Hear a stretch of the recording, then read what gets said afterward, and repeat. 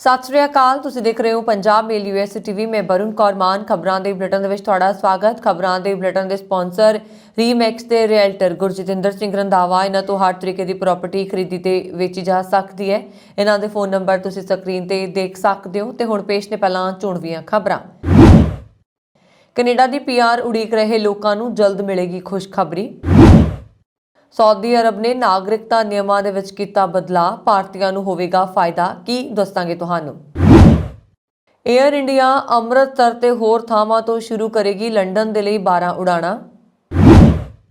America दी कुल आबादी दा 1% भारती दिंदे ने 6% टैक्स, संसद मैंबर दा बयान।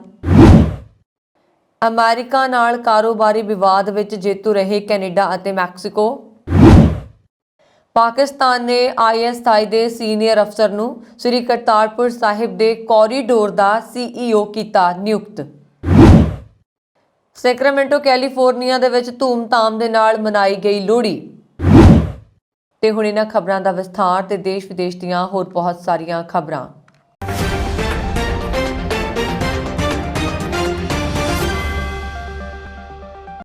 कैनेडा की PR ਜਾਂ ਸਿਟੀਜ਼ਨशिप उड़ीक रहे प्रवासियों ਨੂੰ जल्द ही खुशखबरी मिलेगी, क्योंकि इमीग्रेशन अर्जियां के बैकलॉग ਦੇ ਵਿੱਚ तेजी ਦੇ ਨਾਲ गिरावट आ रही है।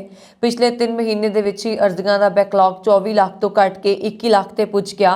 इस दौरान PR ਦੀਆਂ अर्जियां 'ਚ ਥੋੜਾ ਵਾਧਾ ਹੋਇਆ, पर सिटीजनशिप 'ਚ ਟੈਂਪਰੇਰੀ ਰੈਜ਼ੀਡੈਂਟ ਵਾਲੀਆਂ अर्जियां ਦੇ ਵਿੱਚ ਵੱਡੀ ਗਿਰਾਵਟ ਦੇਖਣ ਨੂੰ ਮਿਲੀ। सऊदी अरब की सरकार ने देश की नागरिकता नूं लैके वड्डा बदलाव किया। हालांकि ये बदलाव किसी की नागरिकता खोण दे लई नहीं है, सगों कुछ राहत देण दे लई कीता गया। नवे नियमां दे मुताबक हुण सऊदी मूल दीआं सारीआं औरतां दे बच्चे जिन्हां ने विदेशियां दे नाल विआह कीता है, वो नागरिकता दे लई अप्लाई कर सकते हैं। हालांकि बच्चों की उम्र घट्टो घट 18 साल होनी चाहिए है अते उन्हां नूं नागरिकता प्राप्त करन दे लई सारे मापदंड पूरे करने चाहिए ने। यह खबर भारतीय प्रवासियों लई भी महत्वपूर्ण है, क्योंकि सऊदी अरब दे विच वड्डी गिणती च अजिहे भारती रहिंदे ने जिन्हां ने सऊदी मूल दीआं औरतां दे नाल विआह कीता है। सऊदी गजट अखबार मुताबक प्रधानमंत्री मोहम्मद बिन सलमान ने सऊदी अरब की राष्ट्रीयता प्रणाली की धारा 8 च बदलाव नूं मंजूरी दे दित्ती है। इस सऊदी आर्टिकल दे विच बदलाव तो बाद एक व्यक्ति जिसका नाम सऊदी अरब दे विच होया ते उसके पिता विदेशी नागरिक ने पर मां सऊदी मूल दी है, तां व्यक्ति सऊदी अरब की नागरिकता प्राप्त कर सकता है। हालांकि नागरिकता लैण तो पहला कई शर्तां नूं पूरा करना बहुत जरूरी है। सऊदी अरब की नागरिकता दे लई अर्जी देण वाले व्यक्ति नूं अरबी भाषा दे विच चंगी तरह जाणू होना चाहिए है, उसका चरित्र चंगा होना चाहिए है, उसके विरुद्ध कोई कानूनी कार्रवाई नहीं चल रही होवे अते ना ही वो पिछले 6 महीनों तो वध समय तो जेल विच रहा होए। सऊदी अरब दे विच लगभग 25 लाख भारतीय प्रवासी रहिंदे ने। इन्हां च ज़्यादातर लोग उन्हां लोकां चों ने जो उत्थे मजदूरी जां छोटियां कंपनियां च काम कर रहे हैं। सऊदी अरब दे विच वड्डी गिणती च अजिहे लोग ने जिन्हां ने अपना कारोबार स्थापित किया। भारतीय प्रवासियों ने सऊदी मूल दीआं औरतां नाल भी विआह कीता। हालांकि सऊदी मूल की औरत दे नाल विआह तां हो जांदा सी, पर उसके बच्चों नूं नागरिकता मिलना मुश्किल सी। सरकार दे इस फैसले तो बाद हुण वड्डी गिणती च अजिहे लोग नागरिकता दे लई अप्लाई कर सकते हैं जिन्हां दे पिता भारतीय मूल दे ने, पर उन्हां दीआं मावां सऊदी मूल दीआं ने।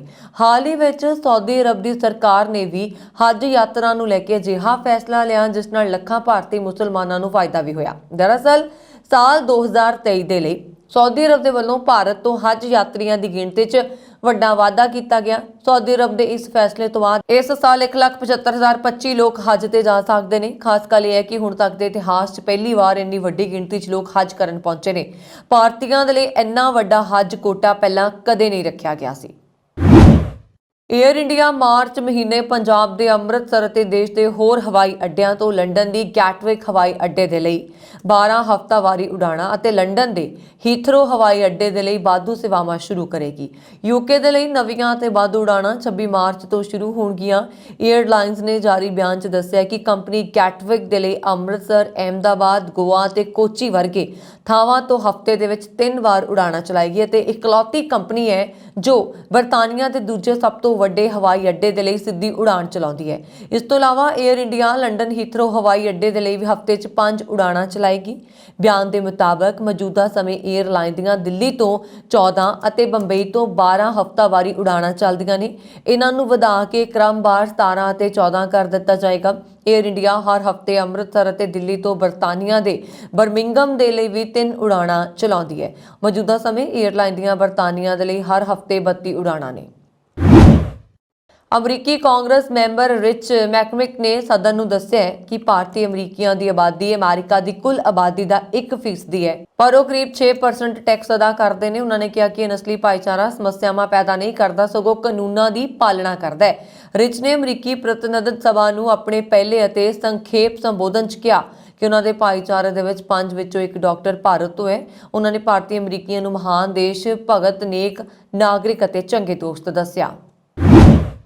ਅਮਰੀਕਾ ਵੱਲੋਂ ਕਾਰਾਂ ਦੇ ਕਲਪੁਰਜ਼ਿਆਂ ਤੇ ਲਾਏ ਵਾਧੂ ਟੈਕਸ ਦੇ ਵਿਰੁੱਧ ਕੈਨੇਡਾ ਅਤੇ ਮੈਕਸੀਕੋ ਨੇ ਆਪਣਾ ਦਾਅਵਾ ਜਿੱਤ ਲਿਆ। ਦੋਹਾਂ ਮੁਲਕਾਂ ਵੱਲੋਂ 1 ਸਾਲ ਪਹਿਲਾਂ ਅਮਰੀਕਾ ਦੇ ਵਿਰੁੱਧ ਸ਼ਿਕਾਇਤ ਦਾਇਰ ਕਰਦਿਆਂ ਦਾਅਵਾ ਕੀਤਾ ਗਿਆ ਸੀਗਾ ਕਿ ਅਮਰੀਕਾ ਮੈਕਸੀਕੋ ਕੈਨੇਡਾ ਦਰਮਿਆਨ ਹੋਈ ਮੁਕਤ ਵਪਾਰ ਸੰਧੀ ਅਧੀਨ 75% ਸੱਦੀ ਕਲਪੁਰਜ਼ਿਆਂ ਤੇ ਕੋਈ ਟੈਕਸ ਨਹੀਂ ਲੱਗ ਸਕਦਾ, ਜਦਕਿ ਅਮਰੀਕਾ ਇਸ ਗਿਣਤੀ ਨੂੰ ਆਪਣੇ ਫਾਇਦੇ ਉੱਪਰ ਹੇਠਾਂ ਕਰ ਰਿਹਾ ਹੈ।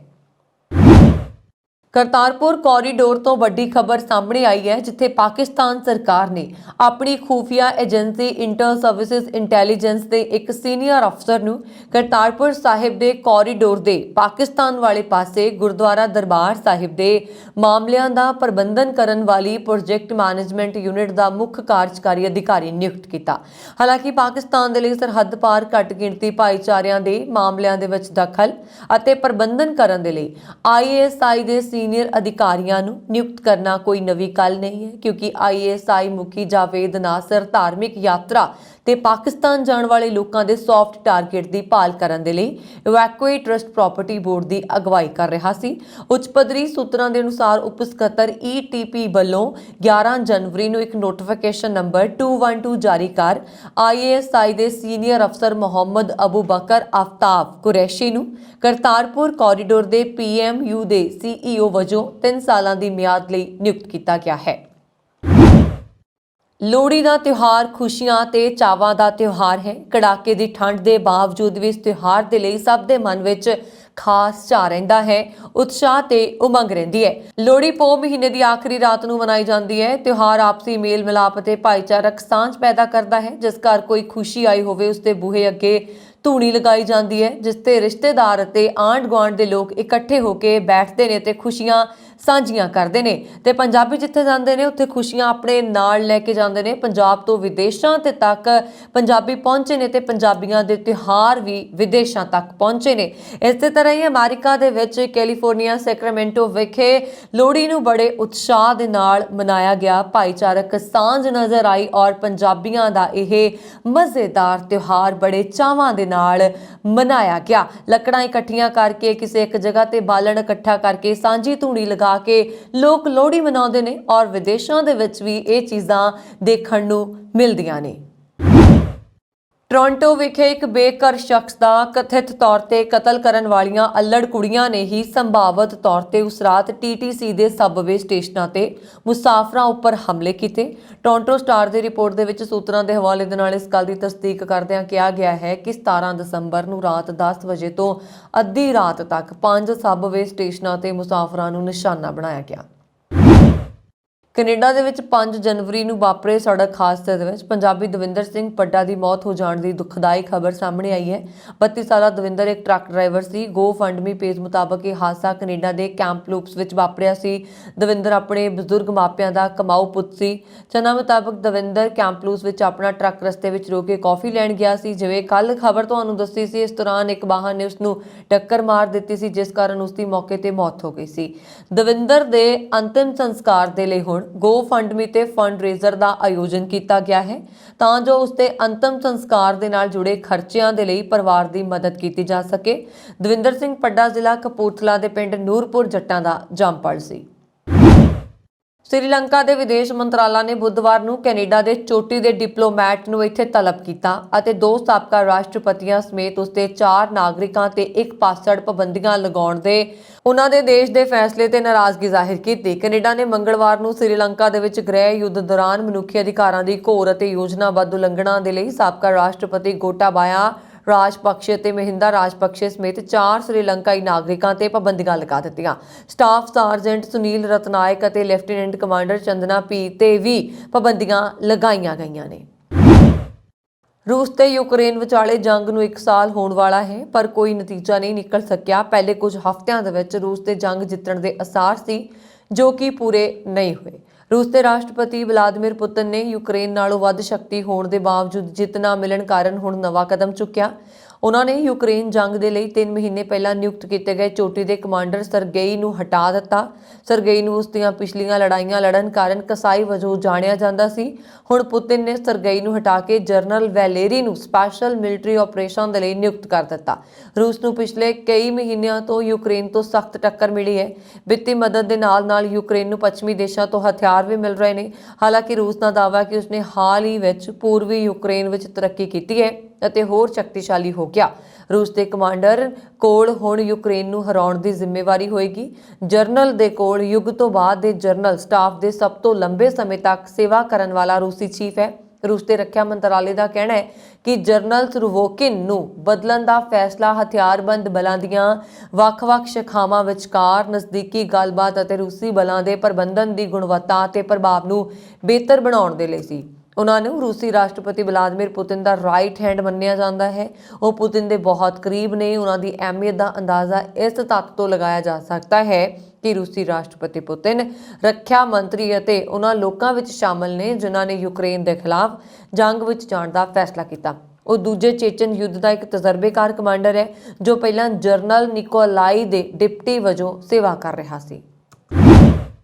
ਪਾਕਿਸਤਾਨ ਨੇ ਵੀਰਵਾਰ ਨੂੰ ਬ੍ਰਿਟਿਸ਼ ਮੀਡੀਆ ਦੇ ਵਿੱਚ ਆਈਆਂ ਰਿਪੋਰਟਾਂ ਨੂੰ ਖਾਰਜ ਕਰ ਦਿੱਤਾ ਕਿ ਪਿਛਲੇ ਮਹੀਨੇ ਲੰਡਨ ਦੇ ਹੀਥਰੋ ਹਵਾਈ ਅੱਡੇ ਤੇ ਯੂਰੇਨੀਅਮ ਨਾਲ ਭਰਪੂਰ ਇੱਕ ਕਾਰਗੋ ਪੈਕੇਜ ਕਰਾਚੀ ਤੋਂ ਆਇਆ ਅਤੇ ਕਿਹਾ ਕਿ ਇਹ ਰਿਪੋਰਟ ਤੱਥ ਤੇ ਨਹੀਂ ਹੈ। BBC ਨੇ ਬੁੱਧਵਾਰ ਨੂੰ ਰਿਪੋਰਟ ਦਿੱਤੀ ਕਿ ਬ੍ਰਿਟਿਸ਼ ਅੱਤਵਾਦ ਰੋਕੋ ਪੁਲਿਸ ਪਿਛਲੇ ਮਹੀਨੇ ਹੀਥਰੋ ਹਵਾਈ ਅੱਡੇ ਤੇ ਯੂਰੇਨੀਅਮ ਨਾਲ ਦੂਸ਼ਿਤ ਕਾਰਗੋ ਨੂੰ ਜ਼ਬਤ ਕਰਨ ਤੋਂ ਬਾਅਦ ਮਾਮਲੇ ਦੀ ਜਾਂਚ ਕਰ ਰਹੀ ਸੀ। ਇਸ ਮਾਮਲੇ ਦੀ ਸਭ ਤੋਂ ਪਹਿਲਾਂ ਖਬਰ ਦੇਣ ਵਾਲੇ ਅਖਬਾਰ ਦਾ ਸਨ ਨੇ ਕਿਹਾ ਕਿ ਯੂਰੇਨੀਅਮ ਪਾਕਿਸਤਾਨ ਤੋਂ ਆਇਆ ਸੀ। ਰਿਪੋਰਟ ਵਿੱਚ ਕਿਹਾ ਗਿਆ ਹੈ ਕਿ ਇਹ ਸਕ੍ਰੈਪ ਮੈਟਲ ਦੀ ਖੇਪ ਵਿੱਚ ਪਾਇਆ ਗਿਆ ਸੀ। ਰਿਪੋਰਟਾਂ ਦੇ ਜਵਾਬ ਦੇ ਵਿੱਚ ਇੱਕ ਚੋਟੀ ਦੇ ਪਾਕਿਸਤਾਨੀ ਅਧਿਕਾਰੀ ਨੇ ਕਿਹਾ ਕਿ ਉਹ ਤੱਥ ਨਹੀਂ ਸਨ। ਉਹਨਾਂ ਨੇ ਕਿਹਾ ਕਿ ਬ੍ਰਿਟੇਨ ਵੱਲੋਂ ਅਧਿਕਾਰਤ ਤੌਰ ਤੇ ਪਾਕਿਸਤਾਨ ਦੇ ਨਾਲ ਕੋਈ ਜਾਣਕਾਰੀ ਸਾਂਝੀ ਨਹੀਂ ਕੀਤੀ ਗਈ। ਡੌਨ ਅਖਬਾਰ ਨੇ ਵੀਰਵਾਰ ਨੂੰ ਵਿਦੇਸ਼ ਦਫ਼ਤਰ ਦੀ ਬੁਲਾਰਨ ਮੁਮਤਾਜ਼ ਜ਼ਹਰਾ ਦੇ ਹਵਾਲੇ ਨਾਲ ਕਿਹਾ ਕਿ ਇਸ ਬਾਰੇ ਕੋਈ ਜਾਣਕਾਰੀ ਅਧਿਕਾਰਤ ਤੌਰ ਤੇ ਸਾਡੇ ਨਾਲ ਸਾਂਝੀ ਨਹੀਂ ਕੀਤੀ ਗਈ। ਸਾਡਾ ਮੰਨਣਾ ਹੈ ਕਿ ਰਿਪੋਰਟਾਂ ਤੱਥਹੀਣ ਨੇ। ਪਾਕਿਸਤਾਨੀ ਅਧਿਕਾਰੀਆਂ ਦੇ ਮੁਤਾਬਕ ਇਹ ਖੇਪ ਪਾਕਿਸਤਾਨ ਤੋਂ ਨਹੀਂ ਸੀ ਜਿਵੇਂ ਕਿ ਬ੍ਰਿਟਿਸ਼ ਮੀਡੀਆ ਦੁਆਰਾ ਦਾਅਵਾ ਕੀਤਾ ਜਾ ਰਿਹਾ। ਵੈਸਟ ਮਿਡਲੈਂਡ ਦੇ ਸ਼ਹਿਰ ਵਾਲਸਾਲ ਦੇ ਵਿੱਚ ਲਾਪਰਵਾਹੀ ਨਾਲ ਕਾਰ ਚਲਾਉਂਦਿਆਂ ਬਲਜਿੰਦਰ ਕੌਰ ਮੂਰੇ ਦੀ ਮੌਤ ਦਾ ਕਾਰਨ ਬਣੇ ਹਾਸ਼ਿਮ ਅਜ਼ੀਜ਼ ਨੂੰ ਅਦਾਲਤ ਨੇ 6 ਸਾਲ ਕੈਦ ਦੀ ਸਜ਼ਾ ਸੁਣਾਈ ਹੈ। 21 ਨਵੰਬਰ 2021 ਨੂੰ 23 ਸਾਲਾ ਹਾਸ਼ਿਮ ਆਪਣੇ ਭਰਾ ਦੀ ਆਡੀ S3 ਕਾਰ 100 ਮੀਲ ਪ੍ਰਤੀ ਘੰਟਾ ਦੀ ਰਫ਼ਤਾਰ ਦੇ ਨਾਲ ਚਲਾ ਰਿਹਾ ਸੀ। ਆਡੀ ਦੀ ਰਫ਼ਤਾਰ 62 ਮੀਲ ਪ੍ਰਤੀ ਘੰਟਾ ਰਫ਼ਤਾਰ ਦੇ ਨਾਲ ਵੌਕਸਲ ਕੋਰਸਾ ਕਾਰ ਚਲਾ ਰਹੀ ਬਲਜਿੰਦਰ ਕੌਰ ਦੇ ਨਾਲ ਟੱਕਰ ਹੋ ਗਈ ਜਿਸ ਨਾਲ ਬਲਜਿੰਦਰ ਕੌਰ ਦੀ ਮੌਕੇ ਤੇ ਮੌਤ ਹੋ ਗਈ। ਬਲਜਿੰਦਰ ਕੌਰ ਉਸ ਸਮੇਂ ਆਪਣੇ ਪਤੀ ਨੂੰ ਕੰਮ ਤੋਂ ਲੈਣ ਜਾ ਰਹੀ ਸੀ ਅਤੇ ਉਸ ਸਮੇਂ ਉਹ 5 ਮਹੀਨਿਆਂ ਦੇ ਬੱਚੇ ਦੀ ਮਾਂ ਵੀ ਸੀ। ਬਲਹੈਂਪਟਨ ਕਰਾਊਨ ਕੋਰਟ 'ਚ ਸੁਣਵਾਈ ਤੋਂ ਬਾਅਦ ਹਾਸ਼ਿਮ ਅਜ਼ੀਜ਼ ਨੂੰ 6 ਸਾਲ ਕੈਦ ਅਤੇ 7 ਸਾਲ ਦੇ ਲਈ ਡਰਾਈਵਿੰਗ ਤੋਂ ਪਾਬੰਦ ਕਰ ਦਿੱਤਾ ਗਿਆ ਹੈ। ਅਦਾਲਤ ਦੇ ਵੱਲੋਂ ਸੁਣਾਈ ਸਜ਼ਾ ਨੂੰ ਕਈ ਲੋਕਾਂ ਨੇ ਮਜ਼ਾਕ ਆਖਦਿਆਂ ਕਿਹਾ ਕਿ ਇਸ ਮਾਮਲੇ ਨੂੰ ਹੱਤਿਆ ਵਾਂਗ ਲੈਣਾ ਚਾਹੀਦਾ ਹੈ ਅਤੇ ਕਾਨੂੰਨ 'ਚ ਸੋਧ ਕਰਕੇ ਹੋਰ ਵੀ ਸਖਤੀ ਵਰਤਣੀ ਚਾਹੀਦੀ ਹੈ। ਪੁਸ਼ਾਕ ਪਾ ਕੇ ਸਟੇਜ ਤੇ ਪੁੱਜੀ ਤਾਂ ਉਸਨੇ ਆਪਣੇ ਪਹਿਰਾਵੇ ਦੇ ਨਾਲ ਸਾਰਿਆਂ ਨੂੰ ਹੈਰਾਨ ਕਰ ਦਿੱਤਾ। ਉਸ ਦੀ ਐਂਟਰੀ ਦੇ ਨਾਲ ਸ਼ਾਨਦਾਰ ਸ਼ੁਰੂਆਤ ਹੋਈ। Ernest N Morial Convention Center New Orleans Louisiana संयुक्त राज ਦੇ ਵਿੱਚ ਕਰਵਾਏ ਇਸ ਸਮਾਗਮ ਦੀ ਮੇਜ਼ਬਾਨੀ ਮਿਸ ਯੂਨੀਵਰਸ 2021 ਹਰਨਾਸ ਕੌਰ ਅਤੇ ਮਿਸ ਯੂਨੀਵਰਸ ਸੰਸਥਾ ਦੇ ਕਾਰਜਕਾਰੀ ਨਿਰਮਾਤਾ ਨਿਕ ਟੈਪਰਿਟਸ ਨੇ ਕੀਤੀ। ਭਾਰਤ ਕੋਲ ਹਰ ਤਰ੍ਹਾਂ ਦੀ ਸਮਿੱਧੀ ਤੇ ਖੁਸ਼ਹਾਲੀ ਤੋਂ ਇਲਾਵਾ ਪੈਸੇ, ਸੋਨਾ, ਸੁੰਦਰਤਾ ਦਾ ਭੰਡਾਰ ਸੀ, ਇਸ ਲਈ ਇਸ ਨੂੰ ਸੋਨੇ ਦੀ ਚਿੜੀ ਆਖਿਆ ਜਾਂਦਾ ਸੀ। ਦੇਵਤਾ ਦੇ ਪਾਏ ਲਹਿੰਗੇ ਦੀ ਬਣਤਰ ਤੇ ਰਵਾਇਤੀ ਕਦਰਾਂ ਕੀਮਤਾਂ ਦੀ ਸੁਚੱਜੀ ਯਾਤਰਾ ਤੇ ਆਧਾਰ ਨੂੰ ਗਵਾਏ ਬਿਨਾ ਨਵੇਂ ਵਿਚਾਰਾਂ ਨੂੰ ਸਵੀਕਾਰ ਕਰਦੀ ਹੈ। ਰਾਏ ਵੱਲੋਂ ਪੇਸ਼ ਕੀਤਾ ਗਿਆ ਪਹਿਰਾਵਾ ਸਹੀ ਅਰਥਾਂ ਦੇ ਵਿੱਚ ਆਧੁਨਿਕ ਭਾਰਤ ਦੀ ਅਗਾਂਹਵਧੂ ਸੋਚ ਨੂੰ ਦਰਸਾਉਂਦਾ ਹੈ। ਰਵਾਇਤੀ ਪੁਸ਼ਾਕ ਨੂੰ ਮਸ਼ਹੂਰ ਫੈਸ਼ਨ ਡਿਜ਼ਾਈਨਰ ਅਭਿਸ਼ੇਕ ਸ਼ਰਮਾ ਦੇ ਵੱਲੋਂ ਡਿਜ਼ਾਈਨ ਕੀਤਾ ਗਿਆ। ਪੁਸ਼ਾਕ ਦੀ ਬਣਤਰ ਬਾਰੇ ਬੋਲਦਿਆਂ ਉਹਨਾਂ ਨੇ ਕਿਹਾ ਕਿ ਰਾਸ਼ਟਰੀ ਪਹਿਰਾਵੇ ਨੂੰ ਡਿਜ਼ਾਈਨ ਕਰਦੇ ਸਮੇਂ ਮੈਂ ਆਪਣੇ ਦੇਸ਼ ਦੀ ਅਮੀਰ ਸੱਭਿਆਚਾਰਕ ਵਿਰਾਸਤ ਨੂੰ ਦਿਖਾਉਣਾ ਚਾਹੁੰਦਾ ਸੀ ਤੇ ਸਾਰੇ ਭਾਰਤ ਦੇ ਸਾਰੇ ਪ੍ਰਮੁੱਖ ਸ਼ਹਿਰਾਂ ਤੇ ਕਸਬਿਆਂ ਦੇ ਵੱਖ-ਵੱਖ ਤੱਤਾਂ ਨੂੰ ਸ਼ਾਮਿਲ ਕਰਨਾ ਚਾਹੁੰਦਾ ਸੀ। ਇਸ ਦੇ ਲਈ ਬਹੁਤ ਮਹੱਤਵਪੂਰਨ ਸੀ। 71ਵੀਂ Miss Universe Ernest N Memorial Convention Center New Orleans Louisiana ਸੰਯੁਕਤ ਰਾਜ ਅਮਰੀਕਾ ਵਿਖੇ ਕਰਵਾਇਆ ਜਾਣਾ ਹੈ, ਜਿੱਥੇ ਦੁਨੀਆ ਭਰ ਦੇ 84 ਡੈਲੀਗੇਟ ਇਸ ਮਸ਼ਹੂਰ ਖਿਤਾਬ ਦੇ ਲਈ ਮੁਕਾਬਲਾ ਕਰਨਗੇ ਅਤੇ ਭਾਰਤ ਦੀ ਹਰਨਾਸ ਕੌਰ ਸੰਧੂ ਉਸ ਨੂੰ ਤਾਜ ਪਹਿਨਾਏਗੀ। ਇਸ ਇਵੈਂਟ ਨੂੰ ਵੂਟ ਤੇ ਜੀਓ ਟੀਵੀ ਤੇ ਲਾਈਵ ਸਟ੍ਰੀਮ ਵੀ ਕੀਤਾ ਜਾਏਗਾ। यूक्रेन ਤੇ रूस ਦੇ ਹਮਲੇ 322ਵੇਂ ਦਿਨ ਵੀ ਜਾਰੀ ਰਹੇ। ਇਸ ਦੌਰਾਨ ਰੂਸ ਦੇ ਵਿੱਚ ਜਿਨ੍ਹਾਂ ਕੈਦੀਆਂ ਨੇ ਯੂਕਰੇਨੀ ਬਲਾਂ ਤੇ ਗੋਲੀ ਚਲਾਉਣ ਤੋਂ ਇਨਕਾਰ ਕਰ ਦਿੱਤਾ, ਉਹਨਾਂ ਨੂੰ ਜਨਤਕ ਤੌਰ ਤੇ ਫਾਂਸੀ ਦੇ ਦਿੱਤੀ ਗਈ। ਡੇਲੀ ਬੀਸਟ ਨੇ ਦੱਸਿਆ ਕਿ ਕੁਝ ਕੈਦੀਆਂ ਨੇ ਕਿਹਾ ਕਿ ਉਹਨਾਂ ਨੂੰ ਰੂਸ ਪੱਖੀ ਵੈਗਨਰ ਸਮੂਹ ਦੇ ਨਾਲ ਯੂਕਰੇਨੀ ਫੌਜ ਦੇ ਵਿਰੁੱਧ ਲੜਨ ਦੇ ਲਈ ਮੋਰਚੇ ਤੇ ਭੇਜਿਆ ਗਿਆ। ਉਹਨਾਂ ਵਿੱਚੋਂ ਕੁਝ ਨੇ ਯੂਕਰੇਨੀ ਸੈਨਿਕਾਂ ਤੇ ਗੋਲੀ ਚਲਾਉਣ ਤੋਂ ਇਨਕਾਰ ਕਰ ਦਿੱਤਾ। ਇਸ ਤੋਂ ਬਾਅਦ ਉਹਨਾਂ ਨੂੰ ਨਫ਼ਰਮਾਨੀ ਦੇ ਦੋਸ਼ ਵਿੱਚ ਫੜਿਆ ਗਿਆ ਅਤੇ ਮਾਰਨ ਦੇ ਲਈ ਸੁਨਸਾਨ ਇਲਾਕਿਆਂ 'ਚ ਲਿਜਾਇਆ ਗਿਆ। ਪ੍ਰਿੰਸ ਹੈਰੀ ਨੂੰ ਲੈ ਕੇ ਲੋਕਾਂ ਦੀ ਉਤਸੁਕਤਾ ਘੱਟ ਨਹੀਂ ਹੋ ਰਹੀ, ਕਿਉਂਕਿ ਉਹਨਾਂ ਦੀ ਕਿਤਾਬ ਸਪੇਅਰ ਵਿਕਰੀ ਦੇ ਨਵੇਂ ਰਿਕਾਰਡ ਕਾਇਮ ਕਰ ਰਹੀ ਹੈ। ਔਰ ਪੈਂਗੁਇਨ ਰੈਂਡਮ ਹਾਊਸ ਨੇ ਬੁੱਧਵਾਰ ਨੂੰ ਘੋਸ਼ਣਾ ਕੀਤੀ ਹੈ ਕਿ ਹੈਰੀ ਦੀ ਕਿਤਾਬ ਦੀਆਂ ਪਹਿਲੇ ਦਿਨ 14 ਲੱਖ ਤੋਂ ਵੱਧ ਕਾਪੀਆਂ ਵਿਕੀਆਂ। ਕੰਪਨੀ ਵੱਲੋਂ ਪ੍ਰਕਾਸ਼ਿਤ ਸਾਬਕਾ ਅਮਰੀਕੀ ਰਾਸ਼ਟਰਪਤੀ ਬਰਾਕ ਓਬਾਮਾ ਅਤੇ ਉਹਨਾਂ ਦੀ ਪਤਨੀ ਮਿਸ਼ੇਲ ਓਬਾਮਾ ਤੇ ਲਿਖੀ ਕਿਤਾਬ ਬਿਕਮਿੰਗ ਦੀਆਂ ਇੱਕ ਹਫ਼ਤੇ 'ਚ 14 ਲੱਖ ਕਾਪੀਆਂ ਵਿਕੀਆਂ ਸਨ।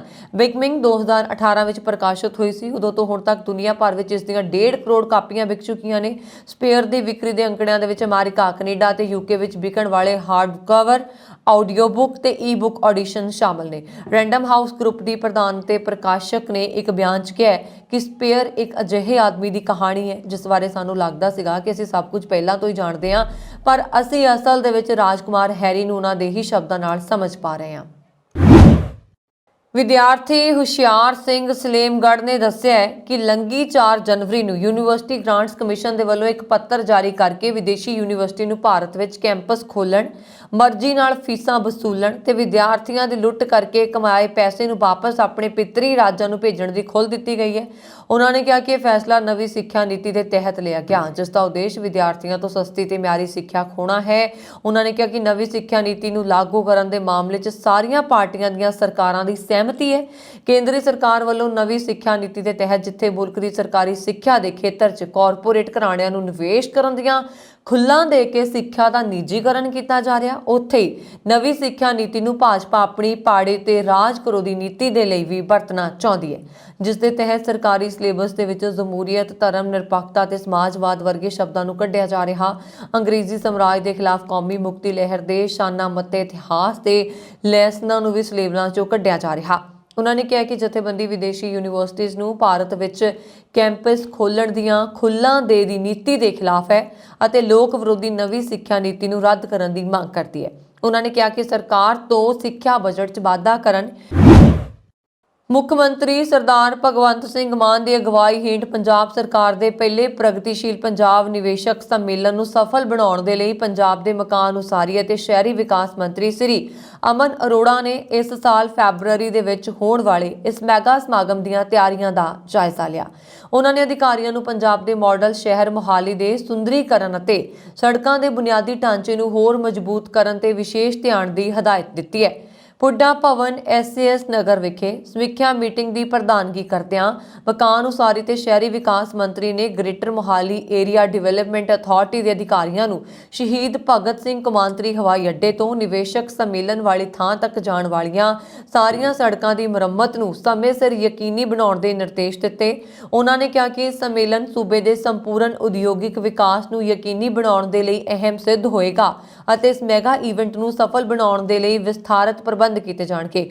ਉਹਨਾਂ ਨੇ ਅਧਿਕਾਰੀਆਂ ਨੂੰ 30 ਤੋਂ 31 ਜਨਵਰੀ ਤੱਕ ਹੋਣ ਵਾਲੇ G20 ਸੰਮੇਲਨ ਦੇ ਲਈ ਸਾਰੇ ਲੋੜੀਂਦੇ ਪ੍ਰਬੰਧ ਕਰਨ ਦੇ ਲਈ ਕਿਹਾ। ਸ਼ਹਿਰ ਦੀਆਂ ਸੜਕਾਂ ਤੇ ਚੌਂਕਾਂ ਦੇ ਸੁੰਦਰੀਕਰਨ ਦੇ ਲਈ ਲੋੜੀਂਦੇ ਕਦਮ ਚੁੱਕਣ ਦੇ ਲਈ ਆਖਦਿਆਂ ਸ੍ਰੀ ਅਮਨ ਅਰੋੜਾ ਨੇ ਗਮਾਡਾ ਦੇ ਇੰਜੀਨੀਅਰਿੰਗ ਵਿੰਗ ਦੇ ਸੰਬੰਧਿਤ ਅਧਿਕਾਰੀਆਂ ਨੂੰ ਸੜਕਾਂ ਦੇ ਦੋਵੇਂ ਪਾਸੇ ਬਿਜਲੀ ਦੇ ਖੰਭਿਆਂ ਚੌਂਕਾਂ ਦੇ ਨਾਲ ਸੰਬੰਧਿਤ ਪੇਂਟ ਦਾ ਕੰਮ, ਨੇਪਰੇ ਚਾੜਨ ਅਤੇ ਫੁੱਲ ਬੂਟੇ ਲਗਾਉਣ ਦੀ ਹਦਾਇਤ ਕੀਤੀ। ਮੋਹਾਲੀ ਸ਼ਹਿਰ ਦੇ ਵਿੱਚ ਵਾਹਨਾਂ ਦੀ ਸੁਚਾਰੂ ਆਵਾਜਾਈ ਦੇ ਲਈ ਸ੍ਰੀ ਅਮਨ ਅਰੋੜਾ ਨੇ ਭੀੜ ਭੜੱਕੇ ਵਾਲੀਆਂ ਸੜਕਾਂ, ਜਿੱਥੇ ਟ੍ਰੈਫਿਕ ਜਾਮ ਦੀ ਸਮੱਸਿਆ ਬਣੀ ਰਹਿੰਦੀ ਹੈ, ਤੇ ਟ੍ਰੈਫਿਕ ਘਟਾਉਣ ਦੇ ਲਈ ਅਧਿਕਾਰੀਆਂ ਦੇ ਨਾਲ ਵਿਸਥਾਰਪੂਰਵਕ ਚਰਚਾ ਕੀਤੀ। ਸ਼੍ਰੋਮਣੀ ਗੁਰਦੁਆਰਾ ਪ੍ਰਬੰਧਕ ਕਮੇਟੀ ਦੇ ਪ੍ਰਧਾਨ ਐਡਵੋਕੇਟ ਹਰਜਿੰਦਰ ਸਿੰਘ ਧਾਮੀ ਨੇ ਭਾਰਤ ਸਰਕਾਰ ਦੇ ਰੱਖਿਆ ਮੰਤਰਾਲੇ ਦੇ ਵੱਲੋਂ ਫੌਜ ਅੰਦਰ ਸੇਵਾ ਨਿਭਾ ਰਹੇ ਸਿੱਖ ਫੌਜੀਆਂ ਦੇ ਲਈ ਨਵੀਂ ਲੋਹ ਟੋਪ ਨੀਤੀ ਲਿਆਉਣ ਤੇ ਸਖਤ ਇਤਰਾਜ਼ ਕੀਤਾ ਹੈ, ਯਾਨੀ ਕਿ ਹੈਲਮਟ। ਇਸ ਨੂੰ ਲੈ ਕੇ ਐਡਵੋਕੇਟ ਧਾਮੀ ਨੇ ਭਾਰਤ ਦੇ ਰੱਖਿਆ ਮੰਤਰੀ ਸ੍ਰੀ ਰਾਜਨਾਥ ਸਿੰਘ ਨੂੰ ਪੱਤਰ ਲਿਖ ਕੇ ਫੈਸਲਾ ਵਾਪਸ ਲੈਣ ਲਈ ਆਖਿਆ। ਸ਼੍ਰੋਮਣੀ ਕਮੇਟੀ ਪ੍ਰਧਾਨ ਨੇ ਕਿਹਾ ਕਿ ਭਾਰਤੀ ਫੌਜ ਵਿੱਚ ਕਾਰਜਸ਼ੀਲ ਸਿੱਖਾਂ ਲਈ ਵਿਸ਼ੇਸ਼ ਲੋਹ ਟੋਪ ਲਾਗੂ ਕਰਨ ਦੇ ਫੈਸਲੇ ਦੇ ਨਾਲ ਸਿੱਖਾਂ ਦੀ ਵਿਲੱਖਣ ਪਛਾਣ ਅਤੇ ਸਿੱਖ ਮਰਿਆਦਾ ਨੂੰ ਢਾਲ ਲੱਗੇਗੀ। ਉਹਨਾਂ ਨੇ ਆਖਿਆ ਕਿ ਸਿੱਖ ਮਰਿਆਦਾ ਦੇ ਅਨੁਸਾਰ ਦਸਤਾਰ ਸਿੱਖ ਦੇ ਲਈ ਕੇਵਲ ਕੱਪੜਾ ਨਹੀਂ ਹੈ, ਸਗੋਂ ਇਹ ਸਿੱਖ ਵਿਰਾਸਤ ਦੀ ਲਖਾਇਕ ਹੋਣ ਦੇ ਨਾਲ ਅਧਿਆਤਮਕਤਾ ਅਤੇ ਸਿਧਾਂਤਕ ਮਹੱਤਵ ਵਾਲੀ ਵੀ ਹੈ। ਦਸਤਾਰ ਪ੍ਰਤੀ ਸਿੱਖਾਂ ਦੀ ਵਚਨਬੱਧਤਾ ਸਿੱਖੀ ਗੌਰਵ ਅਤੇ ਗੁਰੂ ਸਾਹਿਬ ਦੇ ਹੁਕਮ ਦੀ ਪਾਲਣਾ ਕਰਨ ਨੂੰ ਦਰਸਾਉਂਦੀ ਹੈ। ਉਹਨਾਂ ਨੇ ਕਿਹਾ ਕਿ ਕਿਸੇ ਵੀ ਸਿੱਖ ਸਿਪਾਹੀ ਨੂੰ ਲੋਹ ਟੋਪ ਪਾਉਣ ਦਾ ਹੁਕਮ ਸਿੱਖੀ ਰਹਿਣੀ ਨੂੰ ਚੁਣੌਤੀ ਹੈ। ਐਡਵੋਕੇਟ ਧਾਮੀ ਨੇ ਆਖਿਆ ਹੈ ਕਿ ਸਿੱਖ ਫੌਜੀਆਂ ਨੂੰ ਲੋਹ ਟੋਪ ਪਾਉਣ ਵਾਲਾ ਫੈਸਲਾ ਸਿੱਖਾਂ ਦੀਆਂ ਧਾਰਮਿਕ ਭਾਵਨਾਵਾਂ ਤੇ ਵੱਡੀ ਸੱਟ ਹੈ, ਜਿਸ ਨੂੰ ਪ੍ਰਵਾਨ ਨਹੀਂ ਕੀਤਾ ਜਾ ਸਕਦਾ। ਉਹਨਾਂ ਨੇ ਕਿਹਾ ਕਿ ਗੁਰੂ ਸਾਹਿਬਾਨ ਦੇ ਵੱਲੋਂ ਮੁਗਲਾਂ ਨਾਲ ਹੋਈ ਯੁੱਧਾਂ ਦੇ ਨਾਲ ਵਿਸ਼ਵ ਜੰਗਾਂ, ਸਾਰਾਗੜ੍ਹੀ ਦੀ ਲੜਾਈ ਅਤੇ ਭਾਰਤੀ ਫੌਜ ਵੱਲੋਂ ਬੀਤੇ 'ਚ ਲੜੀਆਂ ਗਈਆਂ ਜੰਗਾਂ ਦੇ ਦੌਰਾਨ ਸਿੱਖਾਂ ਵੱਲੋਂ ਦਸਤਾਰਧਾਰੀ ਹੋ ਕੇ ਲੜਨਾ ਅਹਿਮ ਮਿਸਾਲ ਨੇ। ਇਸ ਦੇ ਨਾਲ ਹੀ ਭਾਰਤੀ ਫੌਜ ਵਿੱਚ ਸਿੱਖ ਰੈਜੀਮੈਂਟ, ਸਿੱਖ ਲਾਈਟ ਇਨਫੈਂਟਰੀ ਅਤੇ ਪੰਜਾਬ ਰੈਜੀਮੈਂਟ ਸਿੱਖ ਪਛਾਣ ਦਾ ਉਹ ਅੰਗ ਰਹੇ, ਜਿਨ੍ਹਾਂ ਨੇ ਸਿੱਖੀ ਗੌਰਵ ਨੂੰ ਕਾਇਮ ਰੱਖਦਿਆਂ ਦੇਸ਼ ਦੀ ਸੇਵਾ ਕੀਤੀ। ਭਾਰਤੀ ਫੌਜ ਵਿੱਚ ਵੀ ਸਿੱਖ ਫੌਜੀਆਂ ਨੇ ਦਸਤਾਰ ਦੇ ਮਾਣ ਨੂੰ ਸਦਾ ਕਾਇਮ ਰੱਖਿਆ ਅਤੇ ਜੇਕਰ ਸਿੱਖ ਫੌਜੀਆਂ ਦੇ ਲਈ ਨਵੀਂ ਲੋਹ ਟੋਪ ਯੋਜਨਾ ਲਾਗੂ ਹੁੰਦੀ ਹੈ ਤਾਂ ਇਸ ਦੇ ਨਾਲ ਸਿੱਖਾਂ ਦੀਆਂ ਧਾਰਮਿਕ ਭਾਵਨਾਵਾਂ ਨੂੰ ਸੱਟ ਵੱਜੇਗੀ ਤੇ ਸਿੱਖ ਮਰਿਆਦਾ ਦਾ ਉਲੰਘਣ ਹੋਏਗਾ। ਐਡਵੋਕੇਟ ਹਰਜਿੰਦਰ ਸਿੰਘ ਧਾਮੀ ਨੇ ਰੱਖਿਆ ਮੰਤਰੀ ਸ੍ਰੀ ਰਾਜਨਾਥ ਸਿੰਘ ਨੂੰ ਕਿਹਾ ਕਿ ਉਹ ਸਿੱਖ ਫੌਜੀਆਂ ਦੇ ਲਈ ਲਿਆਂਦੀ ਜਾ ਰਹੀ ਨਵੀਂ ਲੋਹ ਟੋਪ ਨੀਤੀ ਨੂੰ ਤੁਰੰਤ ਵਾਪਸ ਲੈਣ, ਤਾਂ ਜੋ ਰੱਖਿਆ ਸੇਵਾਵਾਂ ਦੇ ਵਿੱਚ ਸਿੱਖਾਂ ਦੀ ਵੱਖਰੀ ਪਛਾਣ ਬਰਕਰਾਰ ਰਹੇ। ਇਸ ਤਰ੍ਹਾਂ ਹੁਣ ਤੱਕ ਦੀਆਂ ਖਬਰਾਂ ਮੈਨੂੰ ਵਰੁਣ ਕੌਰ ਮਾਨ ਨੂੰ ਦਿਓ ਆ ਗਿਆ, ਤੇ ਹੋਰ ਖਬਰਾਂ ਦੇ ਲਈ ਸਾਡਾ YouTube ਚੈਨਲ ਪੰਜਾਬ ਮੇਲ USA TV ਜ਼ਰੂਰ ਸਬਸਕ੍ਰਾਈਬ ਕਰੋ। ਸ਼ੁਕਰੀਆ, ਸਤਿ ਸ਼੍ਰੀ ਅਕਾਲ।